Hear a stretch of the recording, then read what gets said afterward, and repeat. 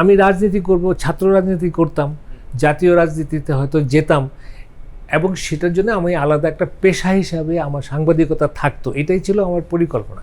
কিন্তু বঙ্গবন্ধুর হত্যা এবং এরকম নৃশংস হত্যা আমার জন্য টোটালি অগ্রহণযোগ্য ছিল, এবং সেটার থেকে আমার রাজনীতির প্রতি একটা অশ্রদ্ধা, একটা অনীহা, একটা কী বলবো, একটা বিরূপ একটা মানসিকতা সৃষ্টি হলো। এবং সেটারই ফলশ্রুতি হিসাবে কিন্তু আমি জাতিসংঘের একটা চাকরি নিয়ে আমি বিদেশে চলে গেলাম।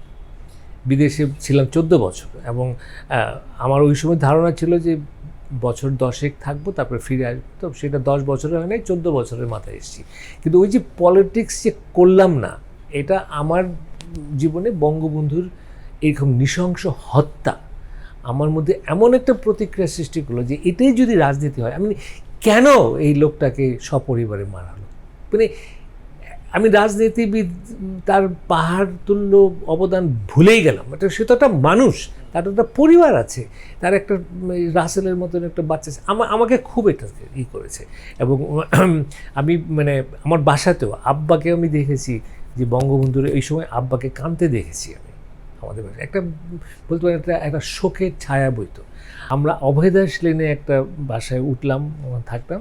58 সনের অক্টোবরের দিকে বোধহয় আইয়ুব খানের মার্শাল হলো, এবং প্রথম রাতেই বঙ্গবন্ধু, আরও আওয়ামী লীগের নেতা এবং আব্বা সহ সবাইকে আপনার হলো, গ্রেফতার করা হলো। কোর্টে আসা, তারপরে ওখানে মাঝে মাঝে বঙ্গবন্ধুরও কেসের তারিখ একসঙ্গে পড়তো। তো ওনাদের সঙ্গে বঙ্গবন্ধু আমার আব্বাকে মনসুর ভাই হিসেবে ডাকতেন, এবং খুব বলিষ্ঠ গলার মধ্যে, এই মনসুর ভাই কেমন আছেন?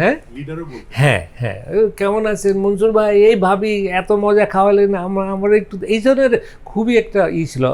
সেখানে ফজলুদ্দিন না মুজিবও আসতেন, সবার সঙ্গে দেখা টেকা হতো। ধানমন্ডিতে বাসাতে আমার মনে আছে অনেকবার বঙ্গবন্ধু আসতেন, এবং এসে মানে একদম গেট থেকেই মনসুর ভাই কোথায় আছেন, ভাবি কিছু খাইতে দেন, এসব বলে, মানে একটা প্রাণবন্ত ব্যক্তিত্ব। এবং উনি একদম সোজা হেঁটে হেঁটে কিন্তু বেডরুমে চলে যেতেন। আর আব্বা অসুস্থ, যেটা বললাম, এই কারণে বেডরুমেই কথা হতো। আর মাঝে মাঝে আমি আব্বা আম্মার হাত ধরে বঙ্গবন্ধুর বাসায় গেছি। ওটা তো 32 নম্বরে, আর আমাদেরটা একদম কাছাকাছি, ওয়াকিং ডিস্টেন্স যেটাকে এখন বলে। তো ওগুলো খুব স্মৃতি মনে আছে। সংবাদ, ফিচার ও অনুষ্ঠানের জন্য ভিজিট করুন সংবাদ প্রকাশের ওয়েবসাইট এবং যুক্ত থাকুন ফেসবুক পেজ ও ইউটিউব চ্যানেলের সঙ্গে।